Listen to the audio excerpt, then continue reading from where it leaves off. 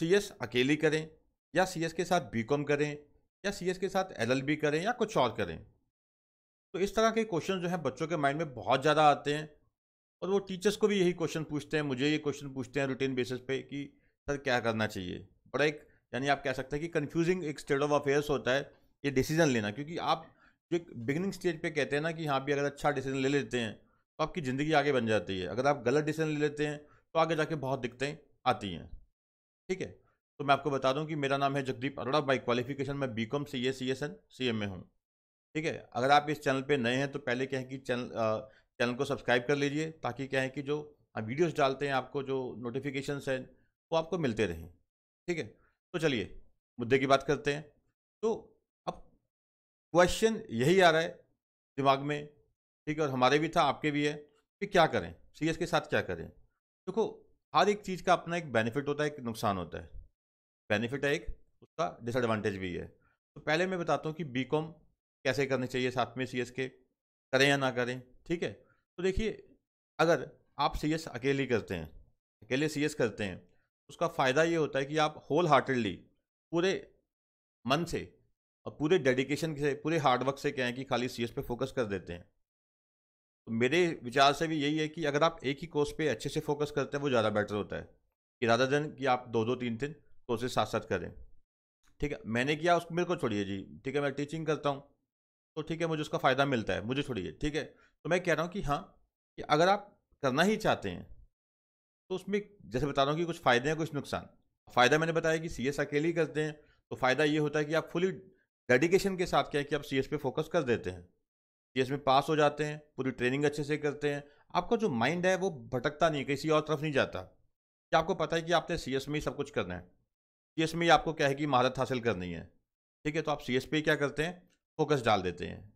ठीक है, और दूसरा है कि अब इसके डिसएडवांटेज क्या है। अकेली सीएस करते हैं, कॉलेज नहीं जाते, उसका डिसएडवांटेज क्या है। देखिए बेटा, इसका डिसएडवांटेज भी बहुत बड़ा है।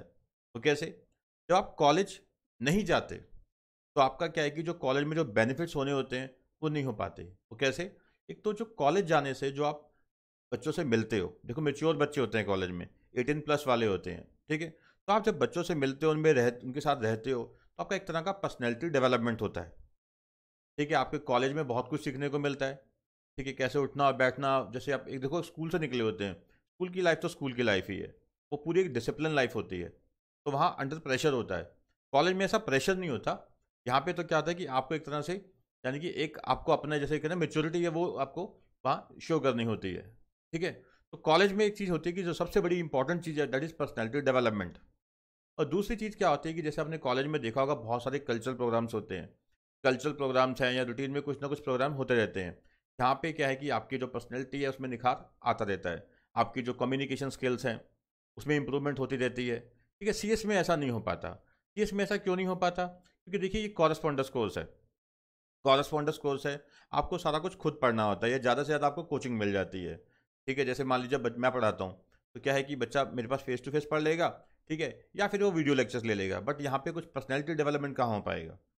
ठीक है, हम क्योंकि बच्चों को ज़्यादातर यही होता है, सीए या सीएस के जो बच्चे होते हैं सीएमए के, कि सर सिलेबस खत्म करो, सिलेबस खत्म करो, वो सही भी होते हैं। ठीक है, तो फोकस सिर्फ कहाँ पे रह जाता है, केवल स्टडी पे, और जो पर्सनैलिटी डेवलपमेंट वाला कॉन्सेप्ट है वो बिल्कुल खत्म हो जाता है। ठीक है, अभी देखिए आपकी एग्जीक्यूटिव होती है, फिर आप ट्रेनिंग में चले जाते हैं, तो ट्रेनिंग में वहाँ भी महाजड़ है, बस सीखना सीखना सीखना। तो जो पर्सनैलिटी डेवलपमेंट, जो कम्युनिकेशन स्किल्स हैं, वो चीज़ें नहीं मिल पाती।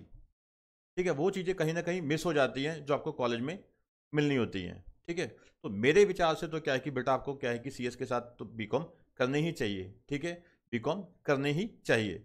अब मैं अपनी बात करूँ तो मैंने कॉरस्पॉन्डेंस की है, बीकॉम कॉरस्पॉन्डेंस की है। ठीक है, और बीकॉम के बाद मैंने ये सीए वगैरह स्टार्ट की, सीए सीएस वगैरह। तो उसका मुझे कहीं ना कहीं कहते हैं ना मलाल होना जिसको बोलते हैं, एक डिसएडवांटेज रहता ही रहता है। ठीक है, तो चलो उसको छोड़िए, मैं आपके पॉइंट ऑफ व्यू से ज़्यादा बात करूंगा। इसमें बेटा यही है कि आप क्या करिए, कि मेरे विचार से तो क्या है कि आपको बीकॉम साथ साथ करनी चाहिए।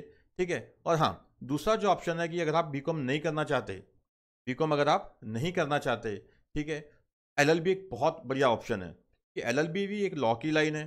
ठीक है, एलएलबी भी क्या है बेटा, एक लॉ की लाइन है, और साथ में क्या है कि उसमें जो काफ़ी हद तक सिलेबस है वो काफ़ी हद तक क्या है कि सीएस से मैच करता है, कि काफ़ी हद तक जो सिलेबस है वो क्या है कि सीएस से मैच करता है। ठीक है, और क्या है कि आपका जो लॉ की आप कह सकते हैं कि आपकी एक तरह की मास्टरी हो जाती है। लॉ की क्या है कि आपकी एक तरह की मास्टरी हो जाती है। तो बेटर ये रहता है कि आप क्या है कि अगर आप एलएलबी साथ में कर सकते हैं बीकॉम के साथ, वो उससे भी ज़्यादा बेटर है। और एलएलबी याद रखिए कि +2 के बाद जो है वो 5 साल की है। एलएलबी आफ्टर +2 कितनी है? 5 ईयर्स की है। ठीक है, साइमल्टेनियसली आपकी सीएस चलती रहेगी।